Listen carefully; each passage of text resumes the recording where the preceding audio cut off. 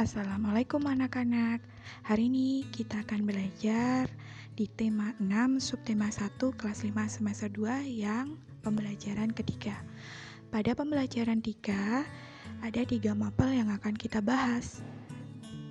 Di antaranya adalah 3 mapel yang akan kita bahas diantaranya adalah Bahasa Indonesia, yaitu tentang menentukan pikiran pokok dalam teks eksplanasi.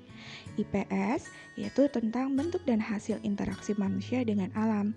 Dan mapel yang ketiga adalah PPKN mengenai konvensi hak-hak anak. Yuk kita mulai dari pembahasan yang pertama, yaitu tentang menentukan pikiran pokok dalam teks eksplanasi. Ide pokok merupakan inti atau dasar permasalahan dari suatu teks. Langkah-langkah menentukan ide pokok atau pikiran pokok atau gagasan utama antara lain, yang pertama baca teks terlebih dahulu, kemudian cari kalimat utamanya. Setelah itu kalian boleh mencatat ide pokok di setiap kalimat yang kalian temukan. Berikut, Ibu memberikan contoh dari suatu teks yang terdiri dari 2 paragraf.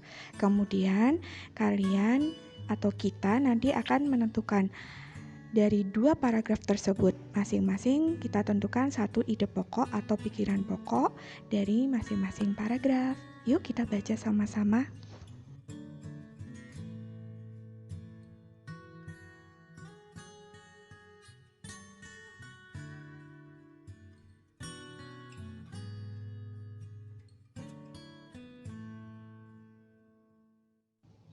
Nah, setelah kalian baca, kalian dapat menentukan pokok pikirannya. Nah, berikut adalah pokok pikiran dari paragraf pertama, yaitu bangsa Indonesia hidup dalam keragaman. Sedangkan pokok pikiran paragraf kedua, yaitu suku bangsa terbesar adalah suku Jawa. Bagaimana? Mudah bukan? Nah, sekarang kita masuk ke pembahasan berikutnya, yaitu IPS ya, tentang bentuk dan hasil interaksi manusia dengan alam.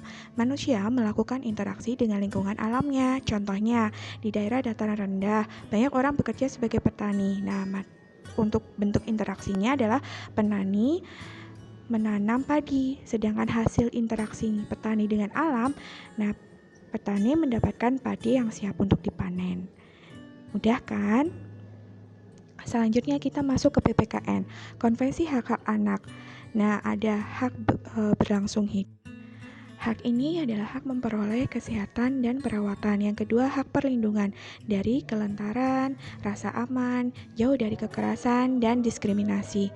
Yang ketiga adalah hak tumbuh kembang, jadi memperoleh pendidikan mental, spiritual, moral, dan sosial. Dan yang keempat, yang terakhir adalah hak berpartisipasi, yaitu hak untuk berpendapat dan mendapatkan informasi sesuai usia kalian. Sebagai seorang siswa, kalian juga mempunyai hak sebagai siswa. Menurut Peraturan Pemerintah Nomor 28 Tahun 1990, berikut adalah hak siswa.